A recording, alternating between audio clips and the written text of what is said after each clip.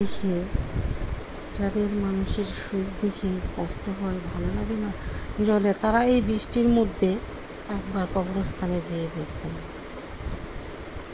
যেখানে পানিতে ভেসে গেছে অনেক কবর।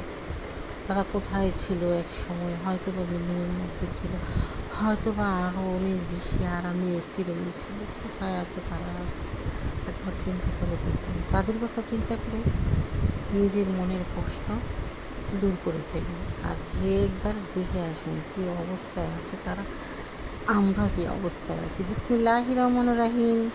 আসসালামু আলাইকুম, hi everyone, welcome back another video. আমি আছি ফাতেমা তোমাদের সঙ্গে সব সময়ের জন্য।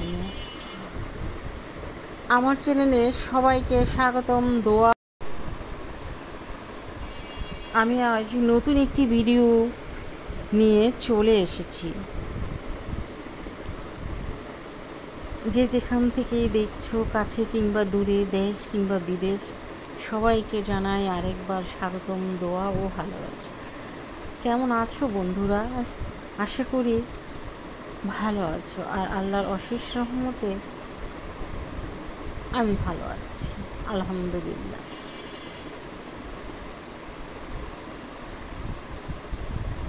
তো ঘরগুলো গুছিয়ে নিচ্ছি।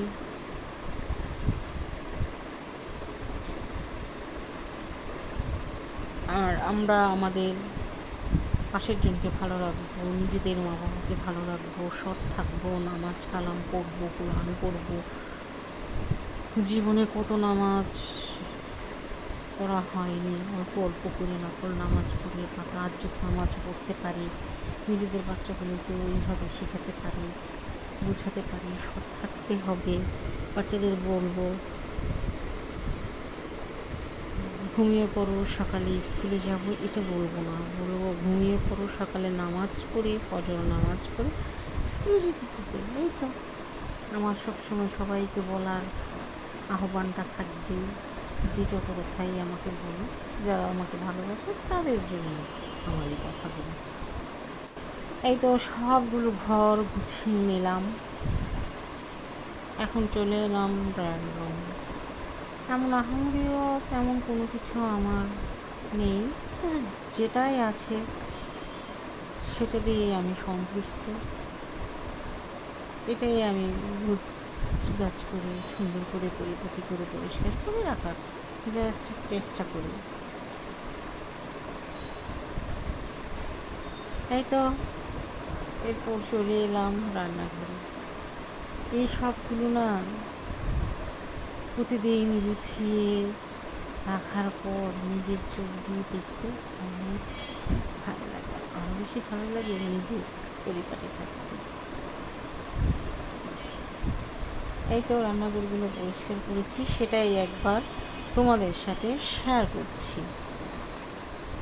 এই তো এই দুইটা ঝুড়ি, এই কফি কালার আমার রুমে পড়েছিল, তো এখানে এনে টুকিটাকি বাজার জিনিসপত্র রাখার জন্য ধুয়ে পরিষ্কার করে এখানে নিয়ে এসছি।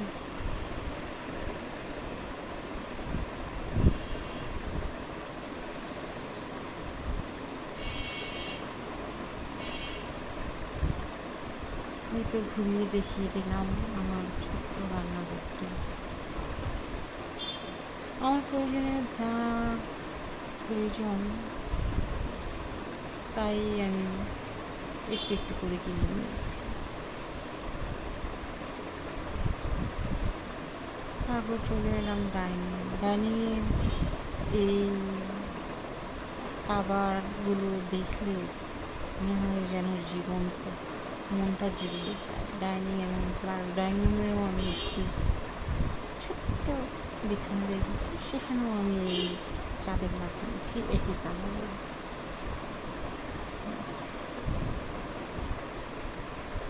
তো আমার মানে প্ল্যানগুলো অনেক বড় হয়েছে।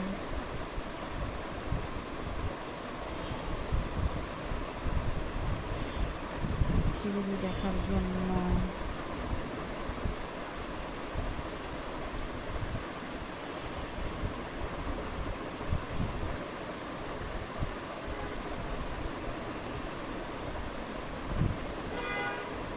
এই তো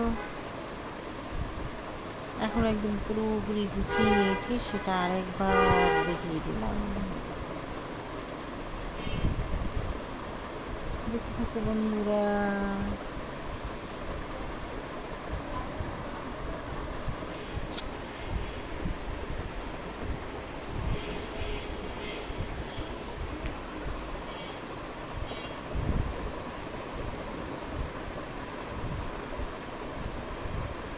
অনেক অনেক অনেক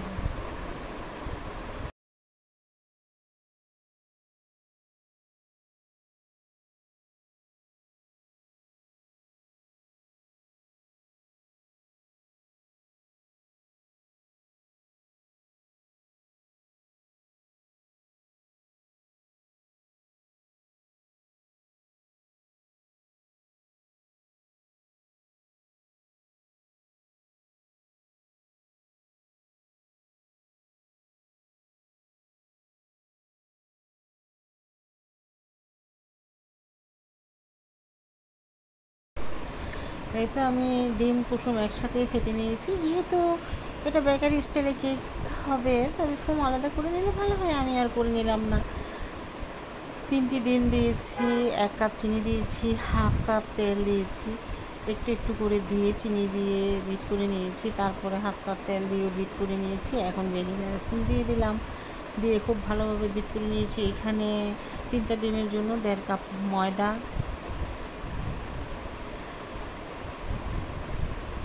এই তো দিয়ে নিলাম, এবং 1.5 teaspoon baking powder, 1 teaspoon cornflour দিয়ে আমি চেলে নিয়েছি। এবং শুকনো উপকরণটি এখন ডিমের সাথে মিশিয়ে নিচ্ছি, একটু বিট করে নিলাম। জাস্ট এখন ফুটন্ত গরম পানি দিয়েছি, এতে করে কেকটা সফট হবে। এবং কতটা বাবল এখানে সেটা দেখলেই বোঝা যাচ্ছে। রেগুলার একটি পেজ দিয়ে তেল ব্রাশ করে কেকের ডোটা ঢেলে দিলাম। আর আমি আজকে সম্পূর্ণ কেকটা চুলোতেই করব। স্টিম বসিয়ে দিয়েছি, একটি ফ্রাই প্যান বসিয়ে, তার উপরে আমি কাগজ দিয়ে দিয়েছি। কাগজ দিয়ে দেওয়ার একটাই কারণ হচ্ছে এখানে কেক স্টিল সিলভারের ঢাকনা যেটাই দেওয়া হোক হয় না। আমি বহুবার চেষ্টা করেছি, আর কাগজটা দিলে কালারটা সুন্দর হয়, অনেক সুন্দর হয়েছে।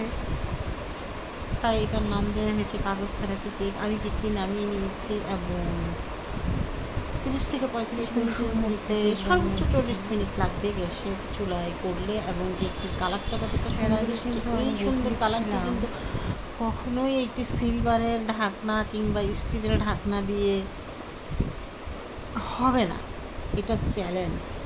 কিন্তু কাগজটা দিলে হবে। যাদের ওভেন নেই এই পদ্ধতিতে করে নিতে পারে। এই তো আমি কেকটি মোল্ডটা আউট করে নিলাম এবং একটু দেখাচ্ছি কতটুকু সফট হয়েছে। আর কেক কিন্তু সফট হলেই সেটা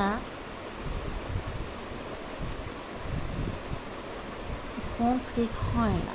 স্পঞ্জ কেকের মধ্যে যখন ক্রিম চিজটা দেওয়া হবে সেটাকে বলা হয় স্পঞ্জ কেক। এই যে আমার কেকটা স্পঞ্জ হচ্ছে, তাই বলে কিন্তু এটা স্পঞ্জ কেক হয়ে যাবে না, জাস্ট এটা নরম হয়েছে। আর ক্রিম চিজ দিয়ে কেক স্পঞ্জ কেক করলে সেই টেস্টির মতো একদম আরও বড় বড় যে কোম্পানি তাদের মতো। আমার কেকটা খেয়ে সবাই পছন্দ করে, সবাই মজা হয়েছে। এই তো আমি কেকটি মোল আউট করে, কেকটা যেহেতু বড় কিন্তু হয়েছে অনেক, 2 পার্টে আমি কেটে নিয়েছি। আর কর্নফ্লাওয়ার দিলে কেকটা সুন্দর হয়।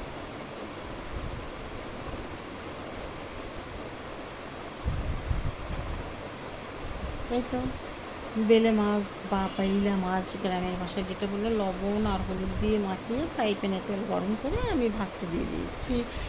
এখন হচ্ছে আমি করব, ফ্রাই প্যানে তেল পেঁয়াজ দিয়ে আমি নেড়ে চেড়ে নিচ্ছি। তারপর যে সবজিগুলো আমি সেগুলো ভেজে নেব। আর এই সবজিগুলো ভেজে নিলে রান্না করলে বেশ ভালো হয়। আগে তো কখনো সবজি খেতাম না, সব ভুনা খেতাম। এখন নিজের শরীরের জন্য, নিজের ভালোর জন্য সবজি খাই। এখানে হাফ টিস্পুনের চাইতে কম মরিচের গুঁড়ো দিয়ে দেওয়া হলো, 1 টিস্পুন ধনিয়ার গুঁড়ো, হাফ টিস্পুনের চাইতে কম দিয়ে দিচ্ছি হলুদের গুঁড়ো, কারণ অত মশলা দেওয়া যাবে না, আর এখানে অত বেশি সবজিও না। এতে ভেজে রাখা বেলে মাছগুলো আমি দিয়ে পানি দিয়ে দিয়েছি এবং মাঝে মাঝে নেড়ে চেড়ে দিয়েছি। তারপর এখন আমি উঠিয়ে নিয়ে এলাম। এখন একটু করলা ভাজি করে নেব। ফ্রাই প্যান বসিয়ে পেঁয়াজ কাঁচামরিচ আমি দিয়ে দিয়েছি, আর আলু আর করলা আমি কেটে নিয়েছি এবং দিয়ে দিলাম। আর আমি এই করলাটি একটু চামচ দিয়ে নাড়ব না, এভাবে নেড়ে নেড়ে আমি রান্না করি। আর লবণ দিয়ে দিলাম, পেঁয়াজ একটু বেশি দেবেন, একটু অতিত হবে না। তাই তো 2 চুলায় 2টি হচ্ছে। ভাজিটা আমি এখন ঢেকে দিব। এখন এটা বেশি খুব একটা সময় লাগবে না, ভাজিও হয়ে গেছে, মাছও হয়ে গেছে, আর সাথে আমার ফ্রিজে ছিল ডাউল ভর্তা, আলুর ভর্তা। এই তো রান্না করেছিলাম, কিন্তু এর মধ্যে খাবার চলে এসেছে। খাবার নিয়ে এসছে ডিম, খিচুড়িটা কলার চাউলের ছিল, মুগের ডাল দিয়ে, সেটাই আমি খেয়ে নিলাম, একটু শেয়ার করলাম।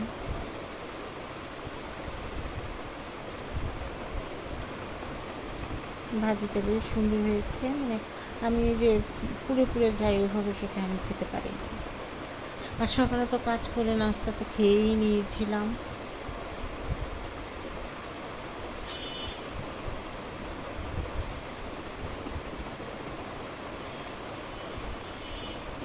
নাস্তাটা একটু দেখিয়ে দিলাম, এখন আমি খাবারটা খেয়ে নিচ্ছি। কী খেয়েছিলাম নাস্তা সেটাই একটু শেয়ার করলাম। তারপরে এই যে বড় ঝুড়িগুলো অনেক সময় বেশি মেহমানদের জন্য রান্না করলে, আইটেম করলে এগুলো ঢেকে রাখা যায়, আর একটা কন্টেনার। এই তো সবাই আমাদের জন্য দোয়া করবে, আমি সবার জন্য দোয়া করব যেন সবাই অনেক অনেক বেশি ভালো থাকে। আসসালামু আলাইকুম, আল্লাহ হাফেজ, আল্লাহ হাফেজ।